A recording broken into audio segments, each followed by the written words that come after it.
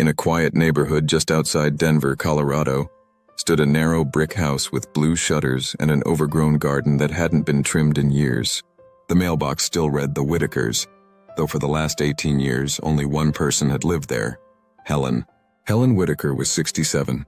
She wore her silver hair in a bun so tight it almost looked like a helmet, and ironed her blouses like she expected to be called into a meeting that never came. She was the kind of neighbor who always nodded politely, waved from the porch, and sent a Christmas card even if she barely knew your name. Children whispered about her in hushed tones, calling her the lady in the blue house. They were half scared, half curious, like she was a character from a ghost story who might have been young once, might have laughed once, but no one could quite imagine it. The older neighbors remembered more. They knew Helen had once been married, a long time ago, to a man named Jack Whitaker. They were young and happy, at least it seemed that way. But then one day in the summer of 1984, Jack left. Just like that. No fight, no scandal, no note on the table. He left in the morning to run a few errands and never came back. His car was gone, his wallet, a duffel bag. Everything else stayed. For a while, people speculated about another woman, a secret life, a mental breakdown. But years passed and no answers came. Helen stayed. She paid the mortgage, mowed the lawn, brought baked goods to the church fair. She never remarried, never moved, never changed the name on the mailbox. I moved in across the street in 2009, newly divorced with a 5-year-old boy and a car that coughed every time I turned the ignition.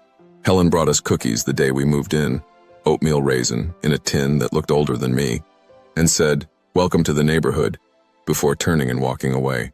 Over time, we developed a rhythm. She'd wave when she saw me getting the mail, and I'd wave back. Sometimes she'd hand me tomatoes from her garden or offer me clippings from her newspaper.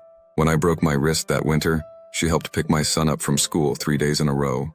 She never lingered, never asked questions, but her quiet presence became something steady, like the ticking of a clock you only notice when it stops. One evening after a snowstorm, I found her trying to shovel her driveway with stiff, shaking arms. I dropped my own shovel and walked over. "You'll throw your back out," I said. "I'm old, I heal slow," she replied, but didn't stop. I reached for her shovel gently and said, "Let me do it, just this once." That night, she invited me onto her porch. She brought out tea in china cups with gold rims, and we sat wrapped in blankets while the snow fell around us like powdered sugar. We didn't talk much at first, just sat in the silence. Then she asked, out of nowhere, "Do you believe love can survive anything?" I looked at her and said, "I think it can survive more than people think." She nodded, eyes on the street. "I waited for him," she said, longer than anyone would have believed. And then, like a dam quietly breaking, she began to tell me about Jack. They met in 1969 at a mechanic's shop where Helen's father had brought his Buick. Jack worked there. Tall, shy, grease under his nails, the kind of man who blushed when you looked at him too long. He asked her out by slipping a note into the glove box after fixing her brake light. It just said, "Would you like to get pie?" She said yes. 6 months later, they were married. The house on Sycamore Street was their first home. They painted the kitchen themselves, argued about curtain colors, and hosted tiny dinner parties with paper plates and cheap wine. Jack called her Nellie. No one else did. Every anniversary, he left a single yellow tulip on her pillow before sunrise. They never had children. Not by choice, they tried, but life had other plans. It hurt, but they grew around the hurt, like vines around a fence. They built something strong. Then one morning, 15 years in, Jack said he needed to run errands. He kissed her forehead, smiled, and left. That was the last time she saw him. She filed a missing person report, checked hospitals, called his family. Weeks turned into months, months into years. Eventually, people stopped asking. Friends suggested she clear out his things. She couldn't. His coat stayed on the hook, his slippers by the bed. Some nights, she sat in the garage with the door open, just staring at the driveway. "I wasn't waiting for a miracle," she said. "I was waiting for something small, a note, a knock, anything." Then in 1991, she got a phone call from a detective in Arizona. A man had been in a car accident and hospitalized. No ID. When he regained consciousness, he remembered very little, but he mumbled the name Nellie and something about Sycamore Street. Helen flew out the next morning. She walked into a dim hospital room, not knowing if she'd find a stranger or a ghost. But when he looked at her, his face broke into a smile that felt like home. He said, "You're real." He remembered her. Not every detail, Not the wedding or their first apartment, but he remembered her voice, her laugh, the way she used to hum while folding laundry. He remembered love. He came back home. It should have been the ending. Reunion. Healing. Closure. But life rarely offers clean endings. Jack struggled.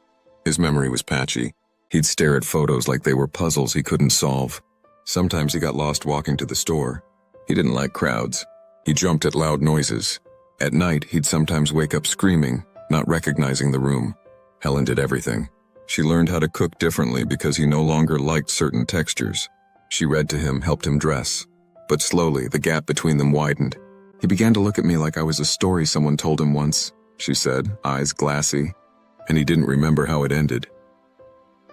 In 1997, Jack asked if she'd be okay if he left again. "I don't know where I'm going," he said, "but I feel like I'm supposed to find something. I'm sorry." Helen helped him pack. She folded each shirt, added the photo from their second anniversary, the one where she's laughing, and he's looking at her like she's the whole sky, and placed it gently in the side pocket. She tied the suitcase with a yellow ribbon. At the door, she kissed his cheek. "I'm glad you came back," she whispered. "Even just for a while." He nodded. Then he left. He didn't leave a forwarding address. She never tried to find him. "He wasn't mine to hold," she told me quietly. "Not anymore. Maybe not ever." After that night, we never spoke about Jack again. But I noticed something. Every year on the first Friday of June, the day Jack had disappeared the first time, Helen would sit on her porch with a single yellow tulip in a vase, waiting. Not for him to return, I think, but to remember. Thank you for listening. Until the next heartbeat in a story. Subscribe and stay for more love in every word.